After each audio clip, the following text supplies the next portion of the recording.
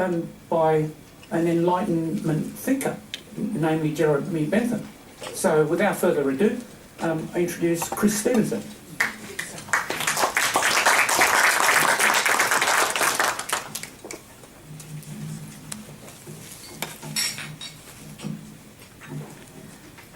The Reverend Fred Nile, who serves as a Member of Parliament in this very building, insists that Australia is a Christian nation.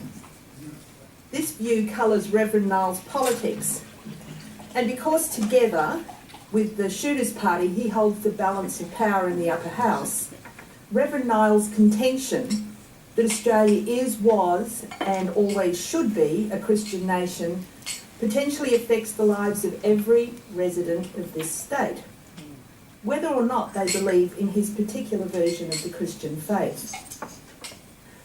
Of course, Reverend Nile is not the only politician to subscribe to this belief, and the residents of New South Wales are not the only Australians affected by this kind of ideological Christian rhetoric.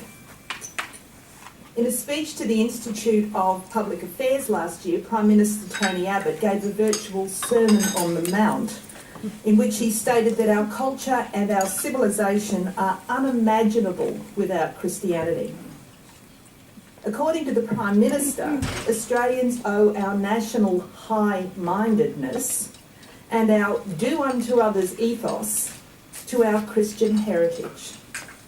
Other Australian politicians from both sides of the political fence have made similar comments.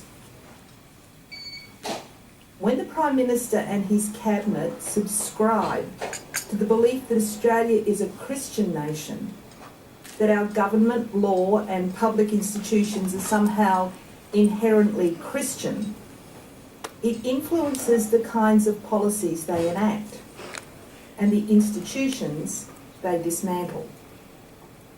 What's more, if Australians buy this Christian nation rhetoric, it influences the kinds of policies we'll accept. History matters. History is not benign. It's not just stories in dusty old books. The stories that are told about the past seep like ink to colour the present and put their stain on the future. The subject of my speech today, Jeremy Bentham, insisted that there is nothing natural, nothing self-evident, nothing inalienable about human rights. Bentham dismissed the idea of natural rights as pure moonshine, nonsense upon stilts. Rights, said Bentham, are human constructions.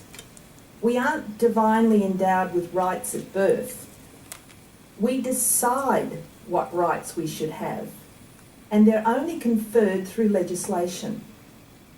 They can be given, but they can be taken away. The kinds of rights which are protected and those which are denied reflect the kind of society which creates them.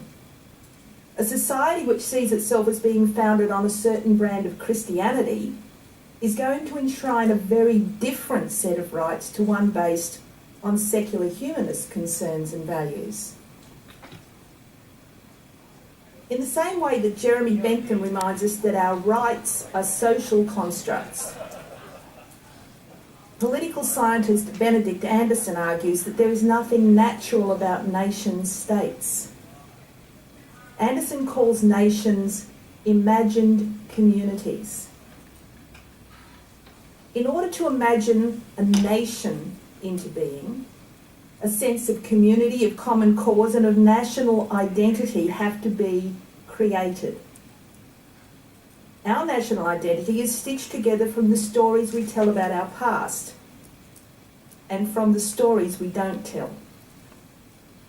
National identity is woven from the historical narrative, and the historical narrative is always contested, always subject to reinterpretation for ideological and political purposes. Because those who control the narrative control the country. History is written by the victors. Today I'm going to argue that Australia is not and never was a Christian nation. However, politically at least, it is becoming more so. We are losing control of the historical narrative, and that has both social and political implications. Christianity, of course, has helped to shape Australia in both positive and negative ways, but it has not been the dominant influence. I hope you'll be stunned and surprised to learn that the single greatest influence upon Australian history, our government, our system of law, our public institutions, economy, retail sector, and national identity is not Christianity, but a single remarkable individual, a secular humanist and an atheist, the 18th century Enlightenment philosopher Jeremy Bentham. According to political scientist Hugh Collins, the distinctive nature of Australian politics, quite different from Britain and America, is explained by the fact that we are a Benthamite society. The tenets of Jeremy Bentham's political philosophy infuse nearly every aspect of Australian public life. Military historian Professor Michael Evans agrees. He says that it is due to Bentham's influence that the Great Southland developed as a new Britannia rather than as a new Jerusalem. It's not Christianity which gives the Australian polity its distinctive character.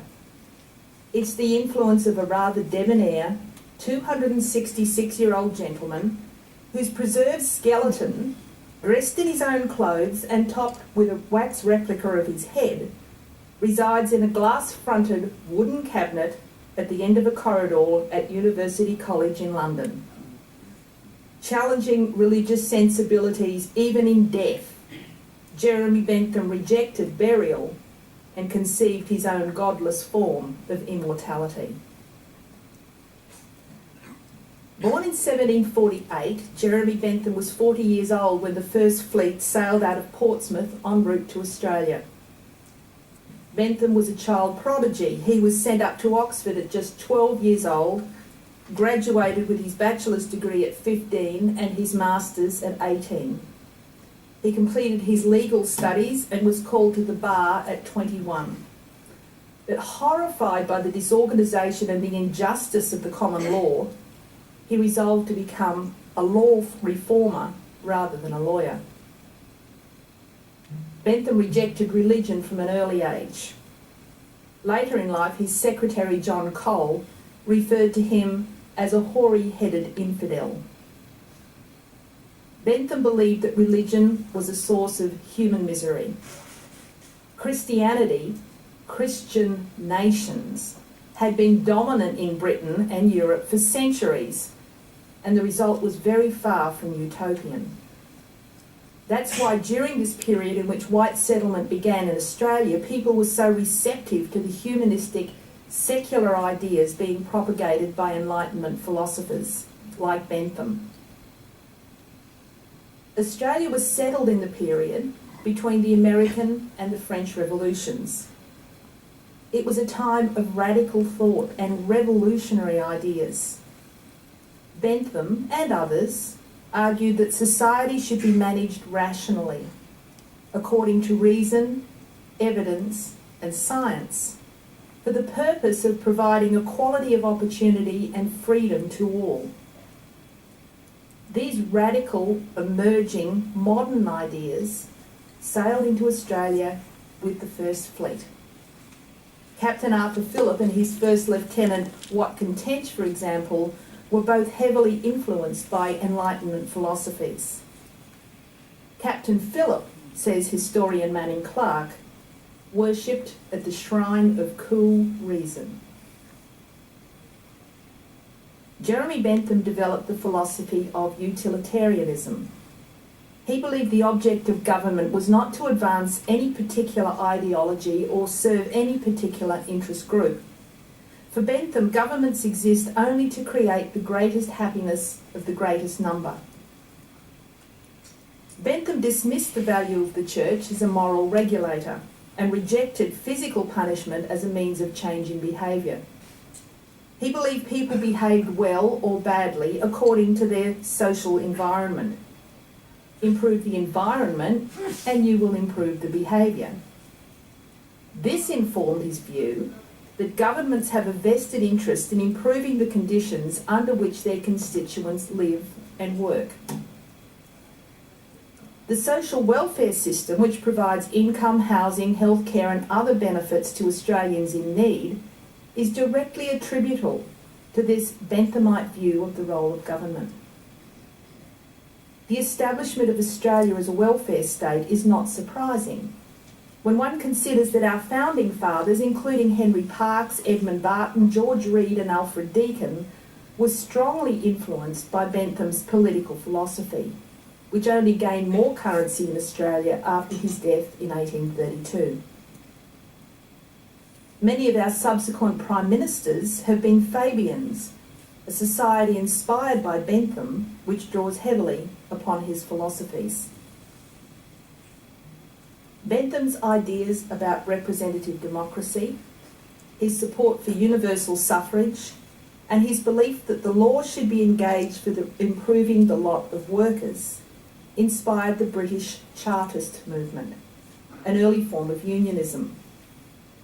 The Charter, effectively a log of claims, was drafted by Bentham's followers.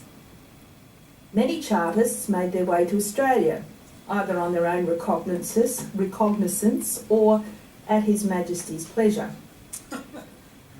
On the Australian goldfields, agitation by Chartists led to the Eureka Rebellion. This was a watershed moment in Australian history. It profoundly shaped Australians' sense of who we are.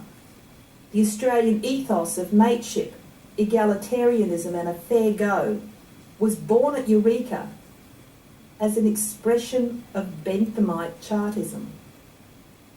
It was a secular movement. The miners swore allegiance to the Eureka flag, not to God. The birth of the Australian political system and the emergence of a distinct sense of Australian national identity were inspired by Benthamite, not Christian, ideals. Within 3 years of the Eureka Rebellion, almost every element of the Charter had been written into the Constitution of Victoria, including universal male suffrage. Thanks to the demands of the Chartists, Victoria developed a framework for progressive, representative and responsible government. Eureka was not the only Australian rebellion in which Bentham had a hand. In Bentham's opinion, the early military dictatorship in New South Wales was unjust, illegal and unconstitutional. He argued that the military rule denied emancipists and free settlers the same rights as other British subjects. Now, historians now believe that Bentham probably provided this legal counsel to wool pioneer John MacArthur. They think Bentham's advice may have contributed to MacArthur's decision to stage the mutiny against Governor William Bligh in what became known as the Rum Rebellion. The Rum Rebellion forced the colony's transition from military government to a civil government with at least some semblance of representative democracy. After the rebellion, for the first time, New South Wales was governed under a constitution written by its own people. From this sprang reforms like the introduction of civil war, including an independent judiciary and trial by jury. It marked the beginning of constitutional, political, economic, military, cultural, social and legal independence from Britain. It introduced concepts like civil rights, civil marriage and freedom of the press, and it helped to produce an environment in which a self-supporting capitalist economy could thrive. One historian has described the Rum Rebellion as the beginning of Australia's march towards the light. And without the legal counsel of Jeremy Bentham, MacArthur may never have made such a bold move against British military rule in the colony. We find Bentham next arguing vociferously against the transportation of convicts to New South Wales. Bentham believed behaviour could be modified through surveillance, that people would behave better if they knew they were being watched. The modification of behaviour by surveillance rather than punishment was a radical and humanitarian concept. To this end, Bentham designed a prison which comprised galleries of cells facing towards a central atrium, in the centre of which was a circular guard station. Bentham thought his panopticon prison was more humane, more efficient, more profitable and more likely to result in rehabilitation than transportation. Bentham was the first to conceive of the idea of privately run prisons. He proposed to build and operate a number of panopticon prisons as an alternative to transportation. He sank a great deal of time and money into the enterprise and was increasingly frustrated by the British government's lack of interest.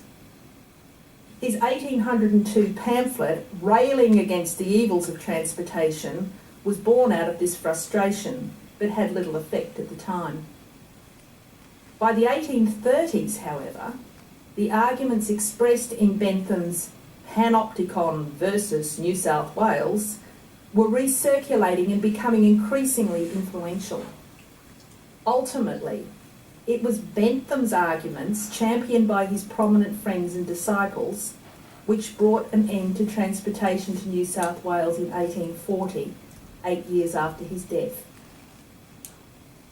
Bentham's Panopticon prison never really caught on, but Bentham's views on surveillance were followed in the design of the prison at Port Arthur and are with us today in the form of closed-circuit cameras in public places. If you're filmed as you walk down Pitt Street Mall, you have Jeremy Bentham to thank, or blame. And while the architecture of a brightly lit, galleried building with a central atrium wasn't widely adopted for prisons, in every city and regional centre in Australia there are shopping malls which mimic Bentham's prison design and perform the same function, to maximise surveillance and passively encourage good public behaviour. Jeremy Bentham never set foot in Australia, but he took a vital interest in the country throughout his life. He opposed colonialism, but towards the end of his life, he was persuaded by the author and colonial promoter Edward Gibbon Wakefield that done right, colonialism could fulfil all the aims of utilitarianism by creating just, happy and profitable societies. Bentham invested in Wakefield's scheme to establish a Benthamite settlement in South Australia. Founded on utilitarian principles, South Australia became a self-governing colony in 1856. Its constitution was the most democratic in the world. In 1877, South Australia became the first part of the British Empire to legalise trade unions. And it's no coincidence that South Australian women were among the first in the world to be allowed to vote and to stand for Parliament. Bentham was a strong advocate for women's equality. The rights and freedoms first realised in the South Australian colony are those which all Australians take for granted today. But the ideas about what could be achieved and the political system which would bring it about all began in Jeremy Bentham's head. After his death in 1832, Bentham's influence over the Australian colonies only increased. The central text from which the authors of our Constitution drew inspiration was the American Commonwealth, a commentary and critique of the American Constitution by British academic and parliamentarian James Bryce. Bryce was an Austinian, a proponent of the legal philosopher John Austin's views on law and constitution. Austin, in turn, had studied at the feet of Jeremy Bentham. Jeremy Bentham's fingerprints are all over our federal constitution. Our system of government is very much modelled upon his blueprint.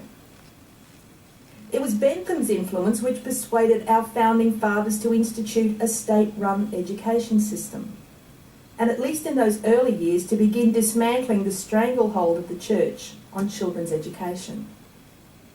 Bentham believed free, compulsory and secular education was essential.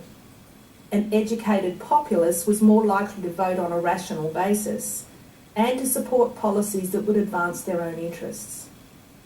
This seems obvious to us today, but it was a radical philosophy then. In Australia, Benthamite schoolmaster William Wilkins was influential in persuading Henry Parkes, who had been an early Chartist and was already amenable to Benthamite ideas, about the need for state-funded education. The Public Schools Act of 1866 created a Council of Education, and Henry Parkes was installed as its chairman and Wilkins as his secretary. Together they set about dismantling the denominational school system in favour of secular government schools. Our public school system owes far more to Benthamite principles than to Christian values. Christian apologists are apt to follow their assertion that Australia is a Christian nation by noting that our system of law is based on Christian principles. The British jurist Justice Mumby dismissed this assertion that common law is Christian as a travesty of reality. While Christianity has certainly had an influence on British law, it's only one of many ideologies and cultures which have shaped our legal system. Increasingly, Australian law, particularly criminal law, has been codified. This is a Benthamite innovation. Common law is judge-made law, a maze of conventions not always consistent and amassed over time. It drove Jeremy Bentham nuts. Bentham advocated codification to simplify and modify the law. He thought laws should be made in Parliament by the people rather than through judges setting precedents. From the arrival of the First Fleet to the Rum Rebellion, the Eureka Stockade, the transition from penal colony to free settlement and from British colony to independent nation, our history is suffused with the influence of Jeremy Bentham. Let's reclaim that narrative of Australian history, because history matters, and the notion that Australia is or ever was a Christian nation is pure moonshine, nonsense upon stilts. Thank you.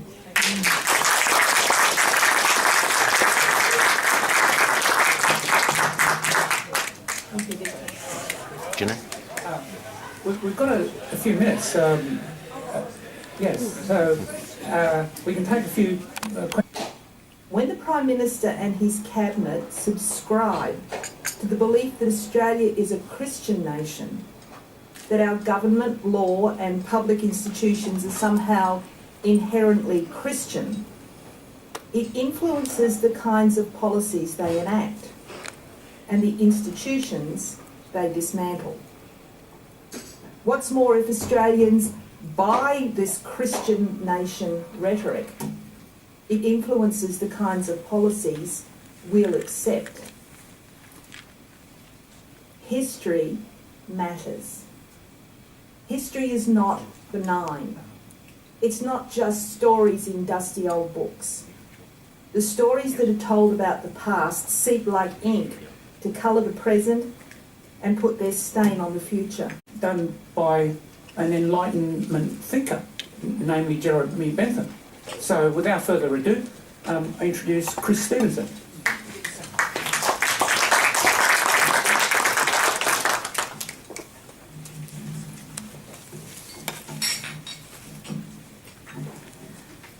The Reverend Fred Nile, who serves as a Member of Parliament in this very building, insists that Australia is a Christian nation.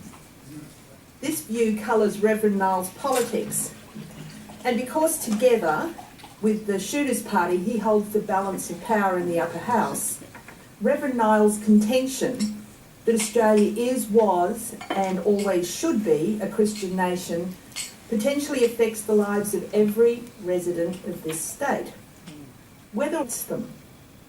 A society which sees itself as being founded on a certain brand of Christianity is going to enshrine a very different set of rights to one based on secular humanist concerns and values. In the same way that Jeremy Bentham reminds us that our rights are social constructs, political scientist Benedict Anderson argues that there is nothing natural about nation-states. Anderson calls nations imagined communities. In order to imagine a nation into being, a sense of community, of common cause, and of national identity have to be created. Our national identity is stitched together from the stories we tell about it. The subject of my speech today, Jeremy Bentham, insisted that there is nothing natural, nothing self-evident, nothing inalienable about human rights. Bentham dismissed the idea of natural rights as pure moonshine, nonsense upon stilts. Rights, said Bentham, are human constructions. We aren't divinely endowed with rights at birth. We decide what rights we should have, and they're only conferred through legislation. They can be given, but they can be taken away. The kinds of rights which are protected and those which are denied reflect the kind of society which create or not they believe in his particular version of the Christian faith. Of course, Reverend Niall is not the only politician to subscribe to this belief, and the residents of New South Wales are not the only Australians affected by this kind of ideological Christian rhetoric.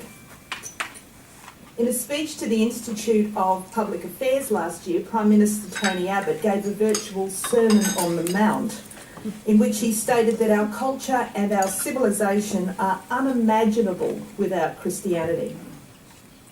According to the Prime Minister, Australians owe our national high-mindedness and our do unto others ethos to our Christian heritage. Other Australian politicians from both sides of the political fence have made similar comments.